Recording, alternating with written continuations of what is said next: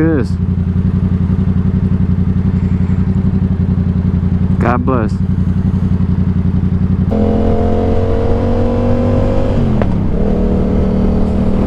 Anyway, guys, welcome back to the channel. I apologize for being gone for so long. I've just been super busy. But we back.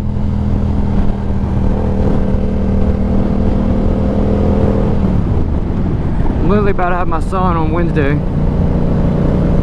So I've just been doing a lot of stuff, trying to get ready for that. I got some new stuff added to the bike. I threw a new seat crown and everything on. I'm not sure if I showed y'all I got the new levers, and I think I had the lever guards on there before, but yeah, lever guards, making it look clean as always.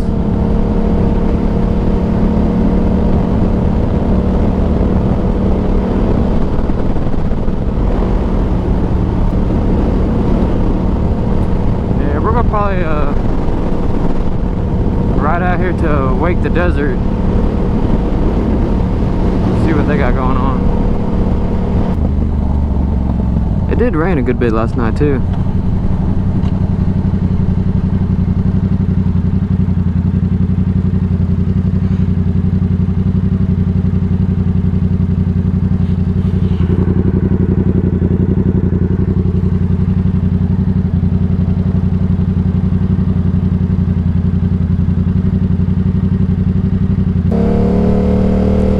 Feels pretty nice out.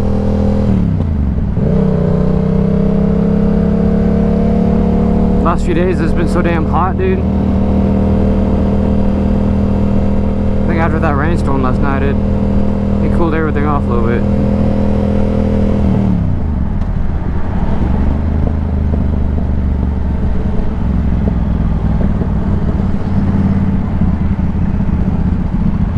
Okay, what are we stopping to turn? Come on. Stop pussyfooting and let's go.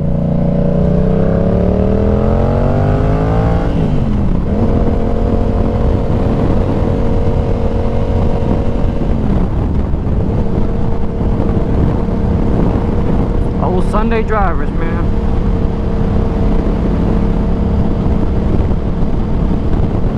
I don't know what they're like elsewhere, but here in my town, man, it's just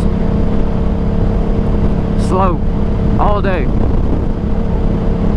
like 20 mile an hour, just sightseeing and stuff, like you don't live here.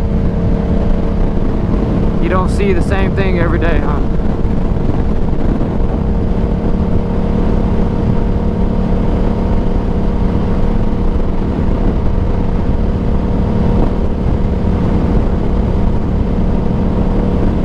Hell yeah.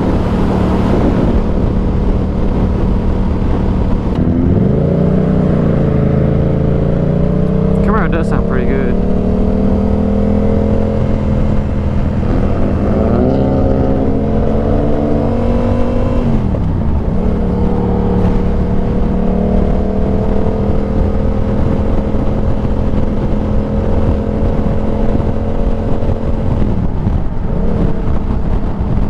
Damn, dude. The bugs hit me or what? So I've low-key been thinking about moving to San Antonio. Like the scenery, stuff down there, it's a little bit better to drive, man. Plus you have a lot more, area to drive around too. I feel like it would make for some better content.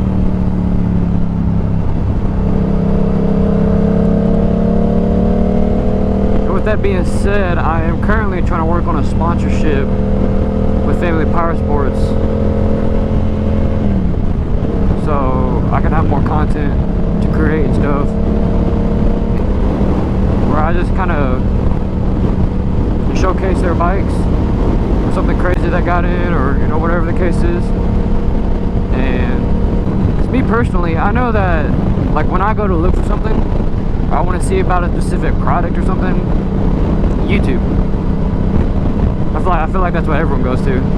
Like if you don't click on a website and it has a link to a YouTube video about it, or you're just on YouTube, look at that. Get sidetracked easy.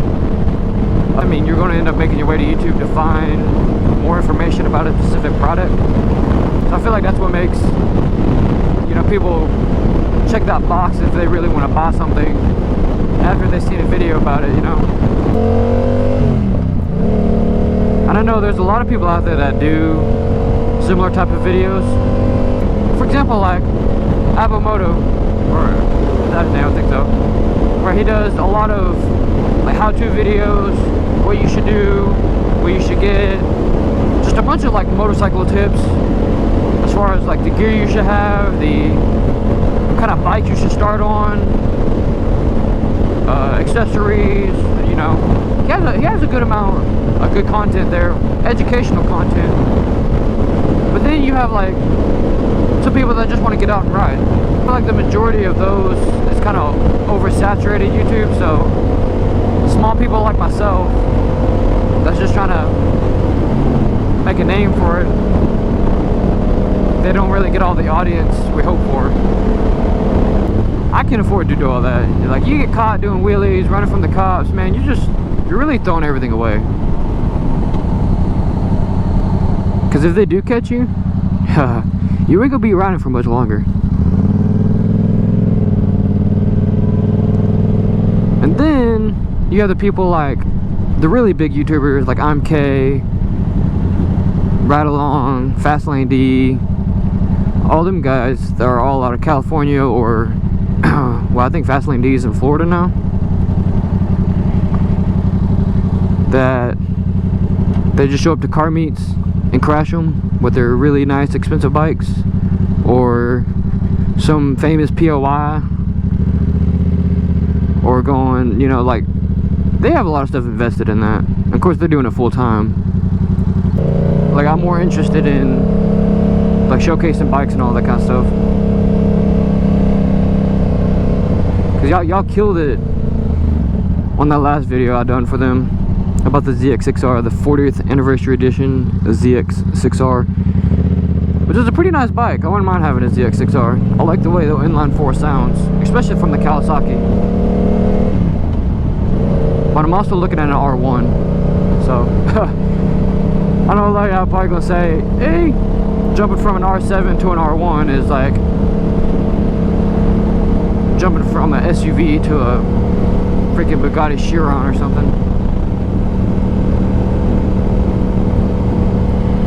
I mean, I've already had this baby top speed. Like, does like 135 miles an hour. So I would say that's pretty quick.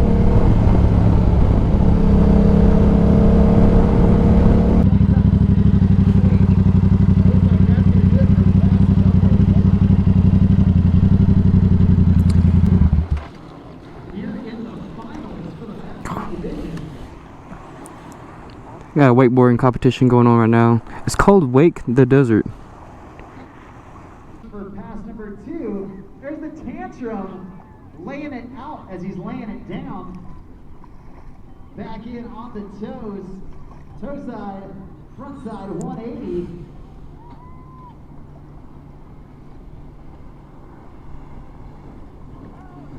Whoa, a little dead sailor, but staying with it, bumping through the rollers.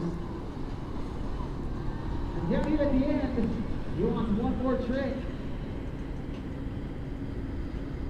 Toe side back roll, fighting through it, nicely done, and that's a stand-up run. It's pretty cool.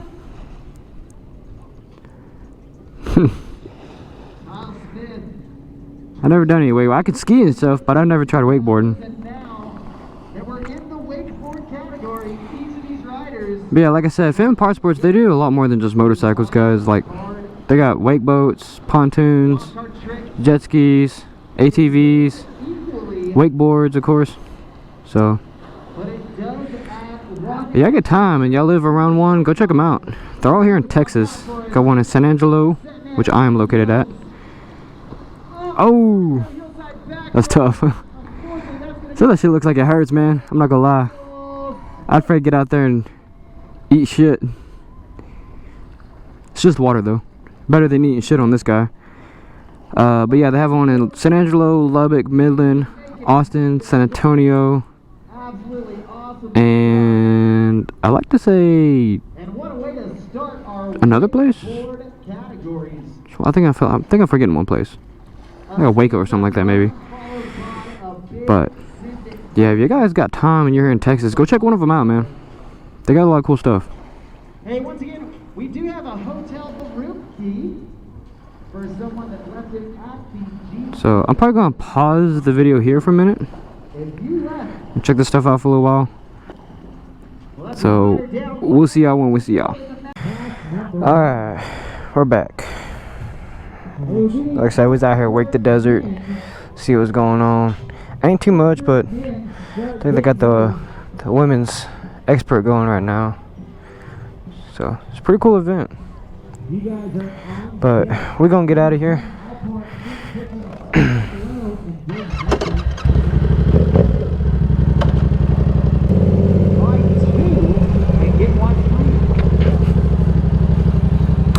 I don't know if this is a good idea. No matter which way you cut it, you're making out like a bandit. Those big beavers. Oh,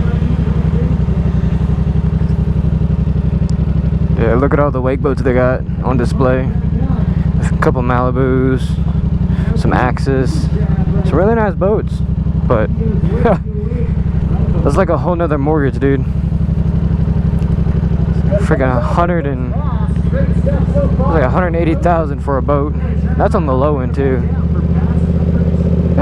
More like 120. Look at this one.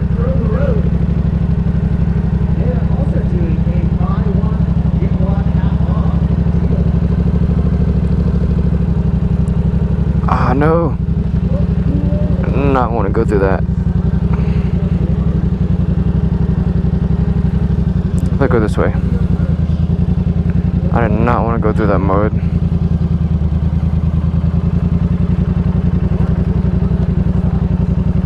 So, I'm probably going to try pulling up to Family Power Sports on Tuesday. They currently have a ZX4R. And I know it's another Kawasaki. I mean, I just showcased one in some of my last videos. But this one here is an all-black ZX4R, and I mean, for a decent budget bike, roughly around 10K. Kind of steep for a 400 if you ask me, but it is an inline 4, and I don't know what its top speed is. I know like the double R would get up to like 150. I'm not gonna lie, it doesn't have the acceleration like what this bike has, or I don't know, like a Z900 or something. Even though it's a naked bike, I mean, that's kind of a bad comparison. But like something with like a lot of acceleration, that doesn't have it. The ZX4, I know the ZX4 double R, it just keeps going. Like once you hit 6th gear, it feels like it just doesn't end, dude. Like you hit like 130, 140. It's like I said, it's not rapid acceleration to get there, but it'll get there. So eventually, the ZX4RR will catch it, but it'll be a minute because this thing will put a massive gap between it right off the start. Like, I raced a supercharged, it was like an 05 supercharged Mustang. Yeah, and I gapped the shit out of it. And I done like a 30 roll, a 60 roll, and then from like a dead stop. And it's even worse from a dead stop because, like I said, this acceleration on this bike is pretty decent. And in comparison to this one from like the other 600cc's, like you have two classes in the 600cc. You have like the parallel twins, and then you have like the inline 4s. And of course your inline 4s, they're gonna have all the lower end like this one has, but also the top end. So like this in here, it accelerates really hard, really fast, but once it hits about 80 mile an hour, then that's when it's like, like it doesn't want to go no more.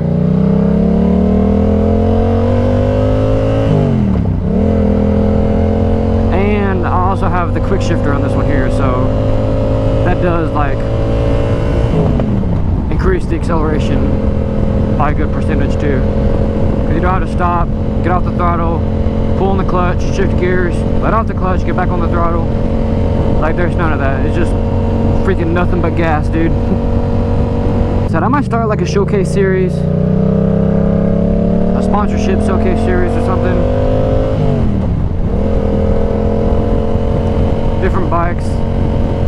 I consider like Vulcans, Harleys, Indians, some of the different riding style bikes.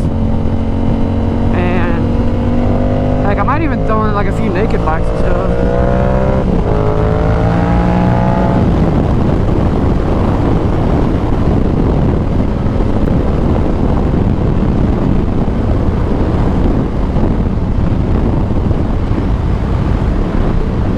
He's looking hard at me. I think it's that I cut him off.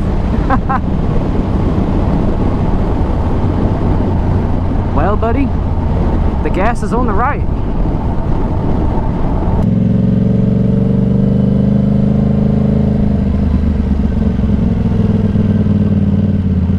Shit, we're gonna pull up like right here.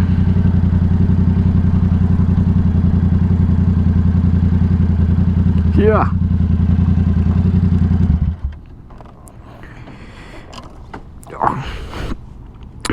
But yeah, so not much has changed. Really the only things I have considered changing out the mirrors and stuff. I have some other ones on my Kawasaki that are like the little foldaway mirrors, so I've been thinking about those. I mean, I do use them a lot though, so that's why I haven't done that just yet. The biggest thing that I've changed really is the rear seat crow, how you say it. Now the one I just bought this little one off of Amazon. The one that Yamaha sells on their store, it's always out of stock, and it was like this plastic thing. It didn't have the R7 there, it just had the Yamaha emblem in the back here, but I feel like it fit a lot more snug. It doesn't hear, like it doesn't fit all the way back like I want it to, where the brackets are. But I do like the R7 look. It kind of gives me like the R1 vibes, or even like the H2, because I think the H2 comes with like, it's a lot different back end though for sure, but it has like a leather stitched H2 emblem like right there. So note to self, if you want to buy an H2, you're not really gonna be able to have a passenger or a backpack, however you want to call it. Outside of that, I mean, I have considered also putting tank pad on there. I have one at the house, but I don't think the look of it will matches, because it has like a lot of gray and white with kind of like a carbon fiber underlay or whatever, or a background, which I have implemented a lot of carbon fiber into this, so it looks really nice. But I just been kind of reconsidering that decision, because I think the white would pop out a little bit too much. I mean, I have a little bit there on my frame slider, but it's kind of sleek, more black than white and carbon fiber. So all in all, I mean, she's a dirty though. I do need to get clean, but all in all, man, I think I've done just about as much as I can to this bike. Looks pretty beast. And I just did an oil change and everything on it too. So she's like about 4,000 miles, man. I got almost 4K miles on this bike.